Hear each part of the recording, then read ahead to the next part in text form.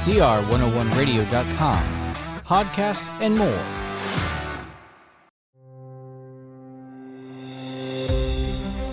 The Chalcedon Foundation presents the Toqueville on Democracy and Power, Part 33 of R.J. Rushdoony's lecture series, American History to 1865.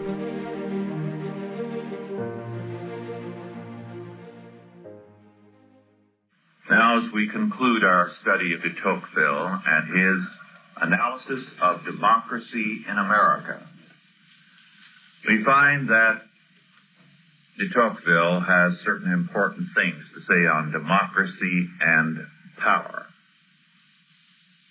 He declares that because of this rampant individualism, this social atomism that results, democracy favors a concentration of power. There are, in a democracy, no secondary powers. This, of course, ties in with the problem we were just dealing with.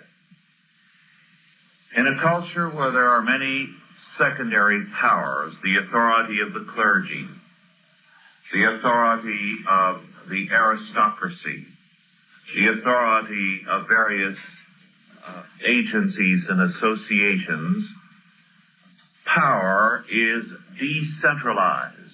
It is diffused. The father has a great deal of authority, the employer, the priest or the pastor, the head of the family clan. Authority being diffused, therefore, cannot accumulate in any one point. However, wherever the doctrine of equality prevails, it dissolves all powers, all authorities, save that of the state, so that individuals are unwilling to submit to authority even when it is a rightful authority over them. The ties are too loose. They will not readily take correction, he says, from parents, nor from employers, nor from their superiors in church or any institution. And as a result, all these secondary powers being weakened, power is no longer diffuse, decentralized, but it exists only in the state. And the weaker the tie between person and person grows, the stronger of necessity must power concentrate in the state. Now, to put this in philosophical terms, and theological terms, which de Tocqueville does not, we must say that in all societies there is power of an equal ratio. That power is not eliminated if it is denied to one area, but it simply accrues to another. If we deny the power of God, we do not eliminate the power of God. We then simply transfer it to a human agency. And, de Tocqueville would say, it all accumulates in the state progressively as all these other agencies are dissolved. There is too little to tie man to man. Each one rebels against government direction from anyone immediately his superior. His feeling as he looks at his father, his employer, his pastor or priest will be, I'm as good as you are. Why should I obey you? And because the loyalties are not there also, in either direction, all that power accrues straight up to the seat. And man is lost in the crowd. A crowd of what modern sociologists have called lonely people. A very interesting study written not too many years ago by a team of sociologists was entitled The Lonely Crowd. All together and yet isolated from one another by their rampant individualism. And hence, as the crowd has become lonely, it has become more and more ready to follow the crowd, to be group-directed. Man is no longer God-directed, conscience-directed, but group-directed. So individualism has led to an anarchism and a totalitarianism at one and the same time. The smaller man gets, the bigger the state gets. And man gets smaller and smaller as he eliminates all the secondary authorities on the human scene. De Toqueville wrote concerning the concentration of power in America. The Americans hold that in every state the supreme power ought to emanate from the people. But when once that power is constituted, they can conceive, as it were, no limits to it. And they are ready to admit that it has the right to do whatever it pleases. They have not the slightest notion of peculiar privileges granted to cities, families, or persons. Their minds appear never to have foreseen that it might be possibly not to apply with strict uniformity the same laws to every part and to all the inhabitants. And he went on to say, these same opinions are more and more diffused in Europe. They even insinuate themselves among those states which most vehemently reject the principle of the sovereignty of the people. Such nations assign a different origin to the supreme power, that they ascribe to that power the same characteristics. Among them all, the idea of intermediate powers is weakened and obliterated. The idea of rights inherent in certain individuals is rapidly disappearing from the minds of men. The idea of the omnipotence and sole authority of society at large rises to fill its place. These ideas take root and spread in proportion as social conditions become more equal and more alike. They are engendered by equality, and in turn, they hasten the progress of equality. And he said this in France especially, his home country, is becoming extremely powerful. Then he says, because in democracies, as we have seen, while marriage is not in terms of property but of persons, social status is in terms of property. The society tends to become more and more afraid of violent disturbances that might affect the security of property. As a result, after a certain point, de Tocqueville said, democracy will stress order and obedience at the cost of freedom.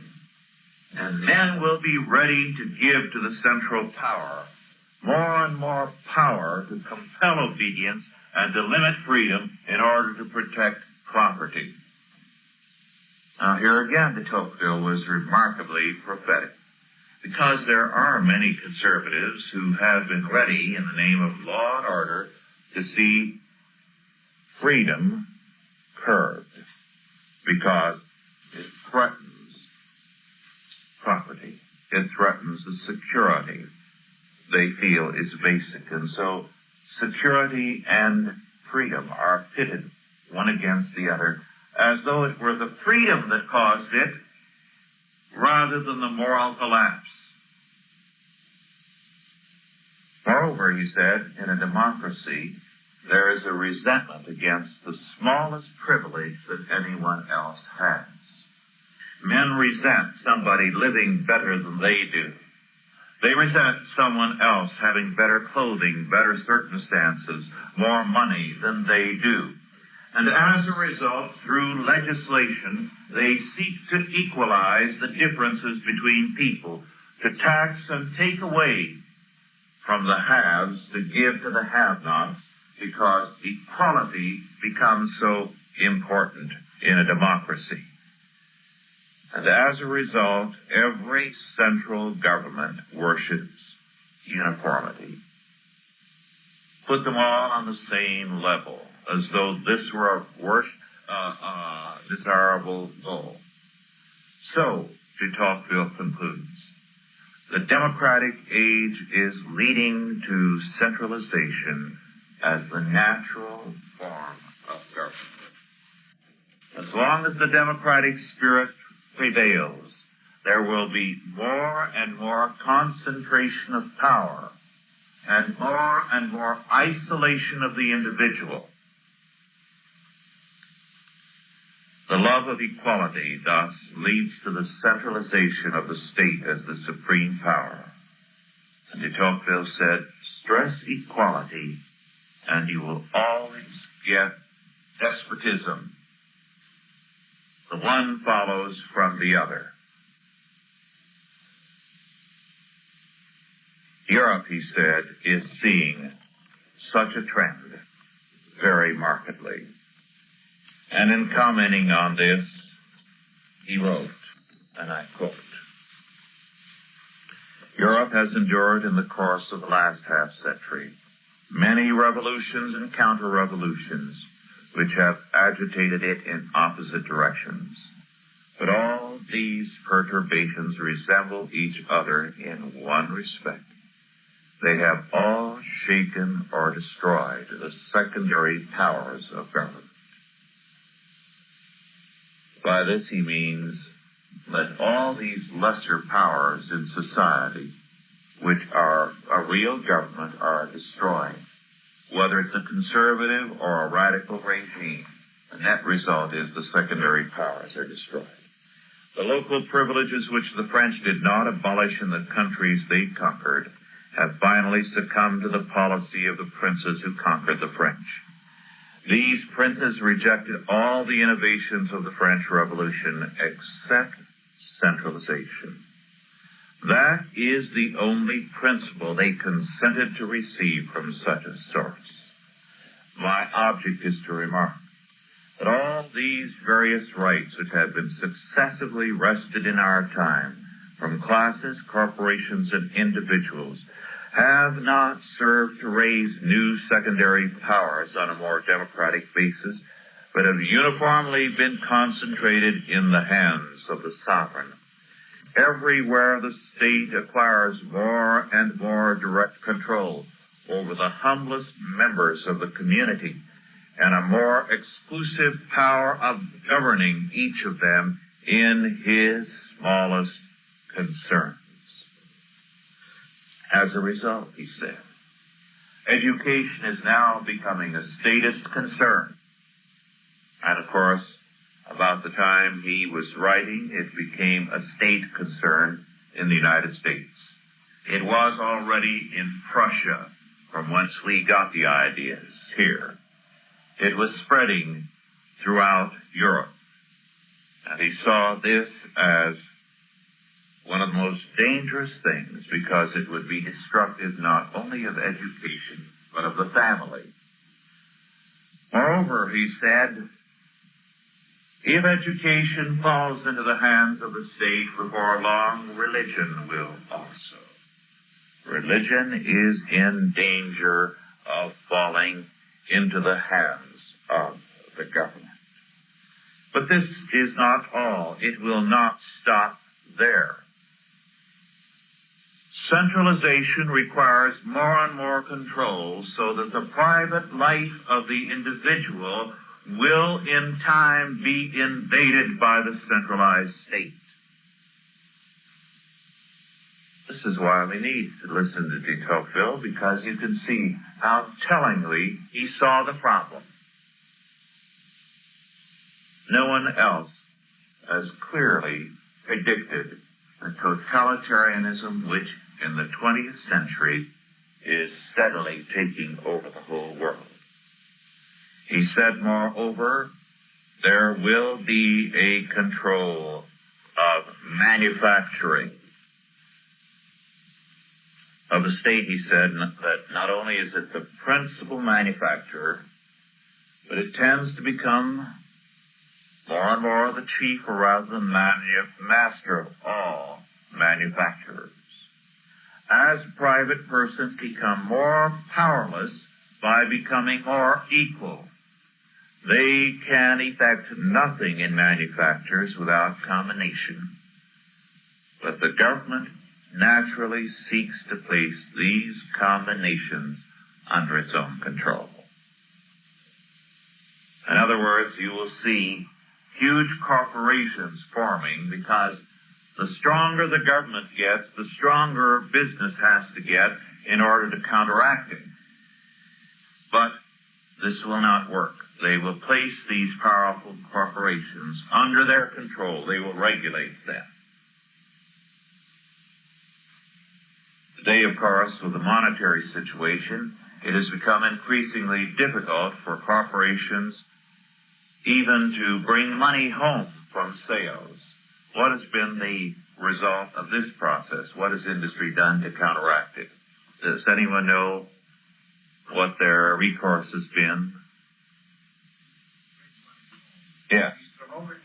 Yes. Supposing you are selling cars abroad and you find that you can sell them, say, in a country, but that country says you cannot take more than so much of your cash outside of our territory. So you find you sold it there, but you can go over there and spend it. You can't bring it here.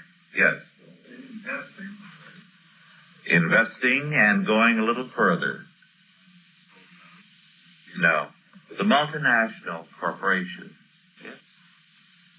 So you can't bring your money home when you sell a Ford. You start a Ford plant there.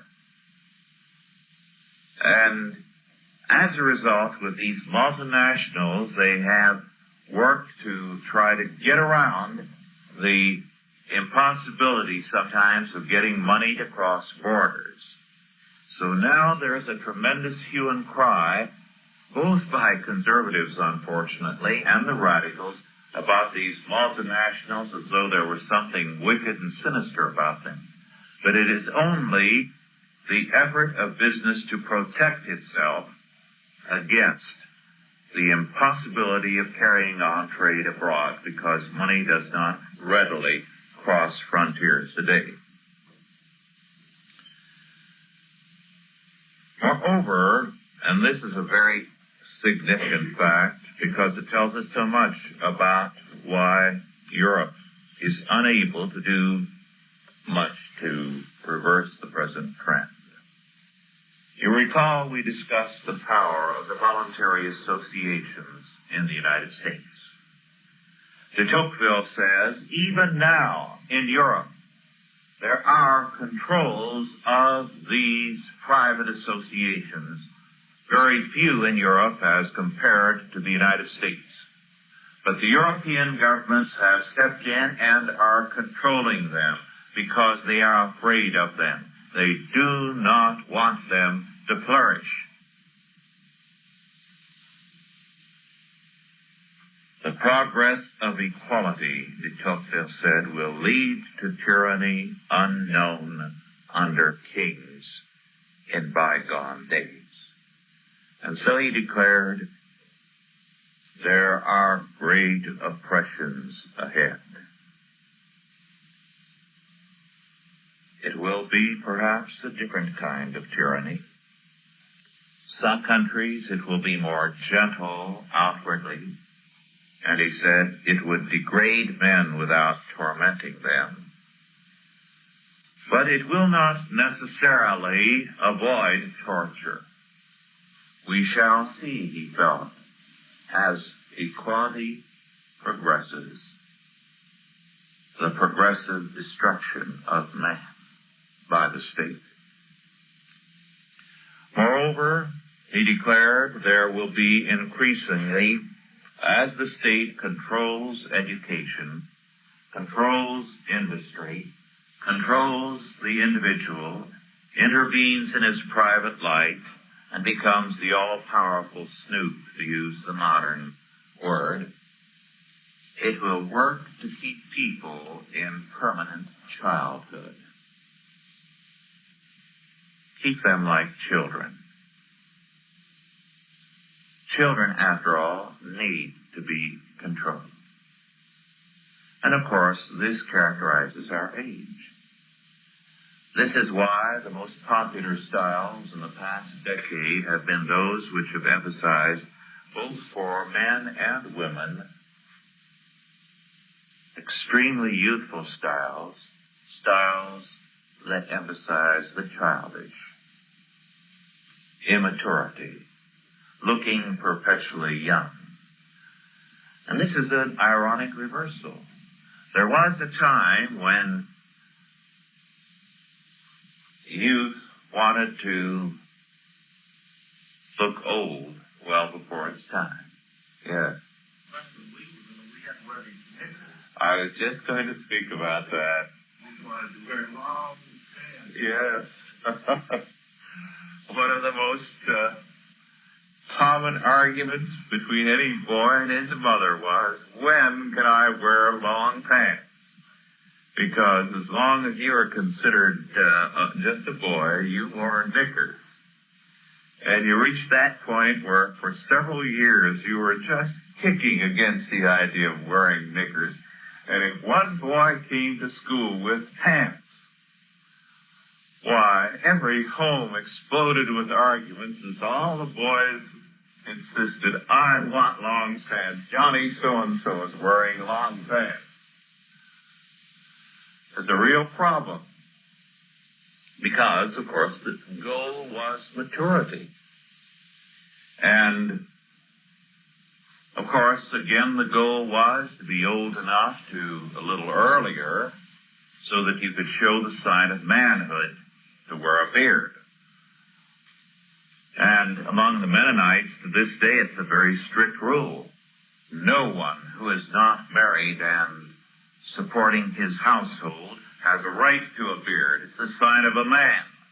It's a sign of age, of maturity.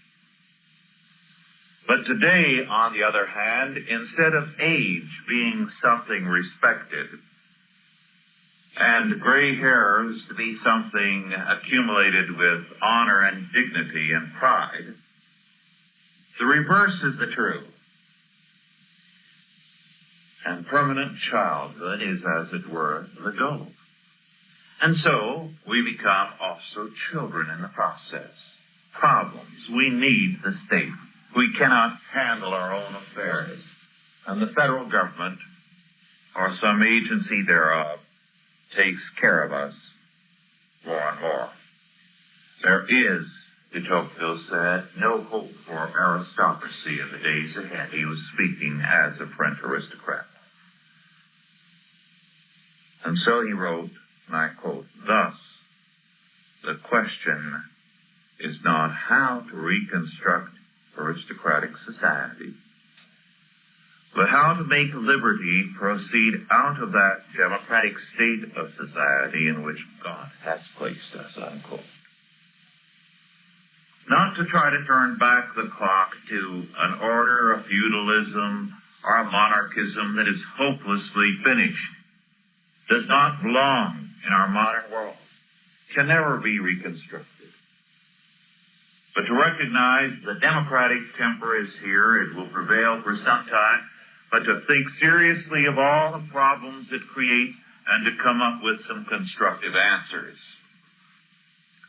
This is the purpose of Democracy in America by Toqueville. He came over here not to write just a book as a tourist, but to study the American prison system and to write on that, which he did. But also to write his book so that Europeans and Americans could see something of the problems concerning the future as he saw them, and then work constructively to remedy them. Then, however, he closed on a hopeful note. He said, and I quote, printing has accelerated the progress of equality, and it is also one of its best correctives. That is, because of printing, the idea of equality has been promoted, it has been made more easy, but it can also, by means of printing, by education through the word,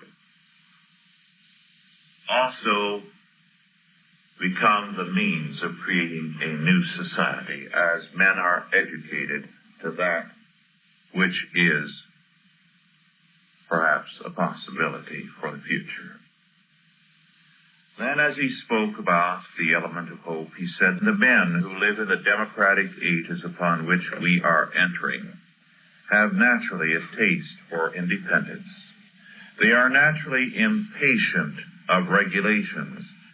They are wearied by the permanence even of the condition they themselves prefer.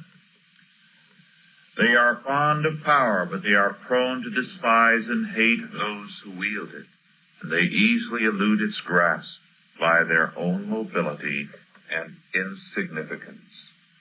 These propensities will always manifest themselves because they originate in the groundwork of society, which will undergo no change. For a long time, they will prevent the establishment of any despotism, and they will furnish fresh weapons to each succeeding generation, which shall struggle in favor of the liberty of mankind. Let us then look forward to the future with that salutary fear which makes men keep watch and ward for freedom, not with that faint and idle terror which depresses and enervates the heart. And then his final word: Providence has not created mankind entirely independent or entirely free. It is true that around every man a fatal circle is traced, beyond which he cannot pass. But within the wide verge of that circle, he is powerful and free. As it is with man, so with communities. The nations of our time cannot prevent the conditions of men from becoming equal, but it depends upon themselves whether the principle of equality is to lead them to servitude or freedom, to knowledge or barbarism, to prosperity or to wretchedness. De Tocqueville's last comment. But let us add something further, a point which is basic to this course. We have been analyzing the War of Independence, basic documents of our history, the Tripolitan War, the War of 1812, the Mexican War, the Civil War.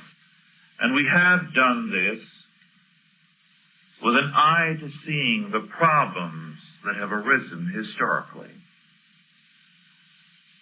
Not to emphasize just how great this country is, although I hope you have seen that in the process. But our perspective has to be different from the radical perspective which looks on our past with contempt, or the conservative perspective which says that all we need to do is to get back to the Constitution and all will be well, as though the answer is in a document rather than in Christ. No.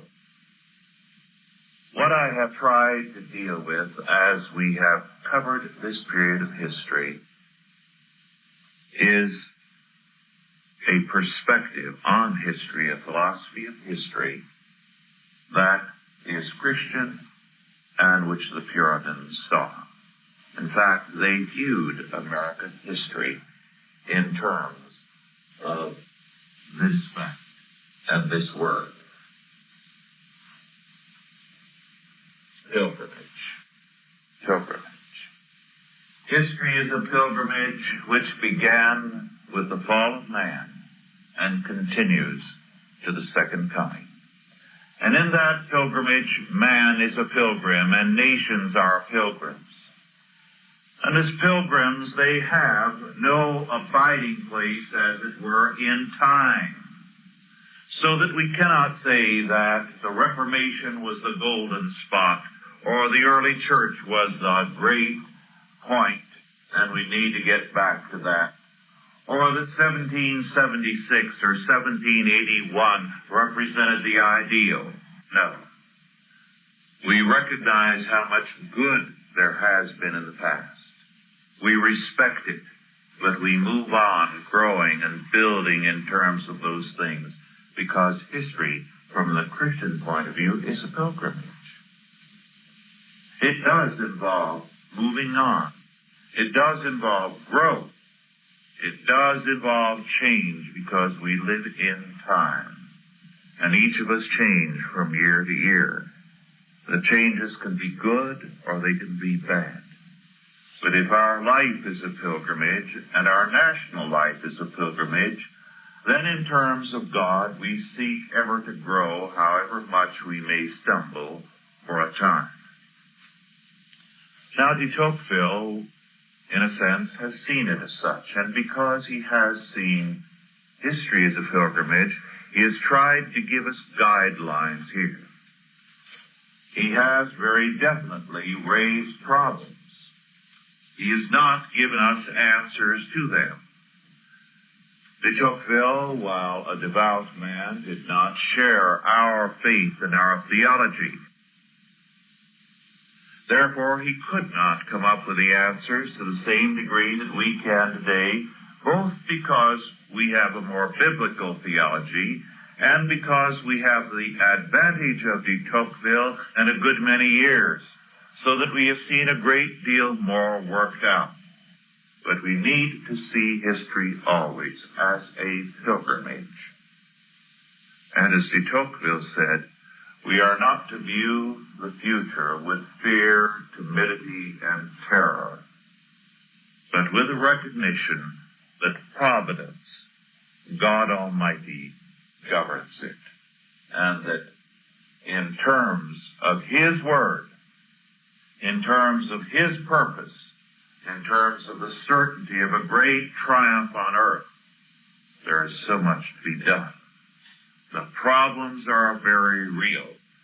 We do not know the answers, as I hope you got clear tonight, because I certainly didn't have them emphatically, but God does.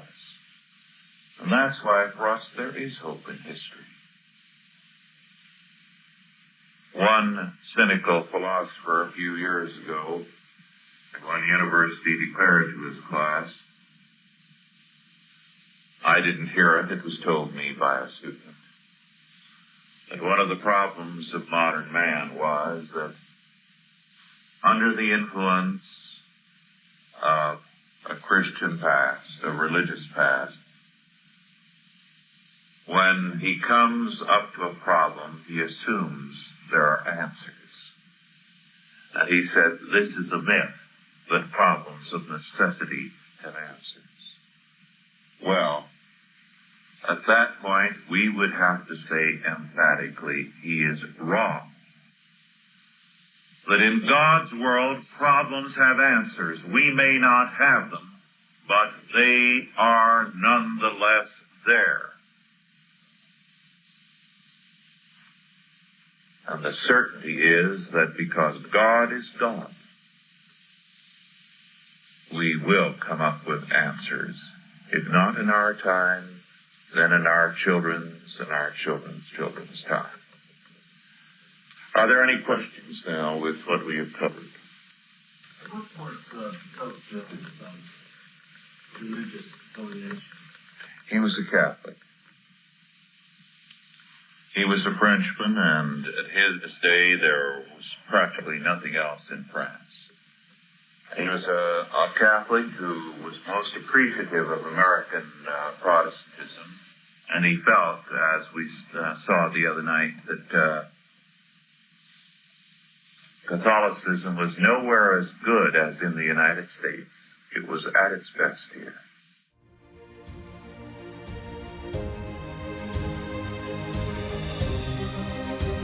This has been a Chalcedon Foundation production, produced by Grace Community School and Nicene Covenant Church.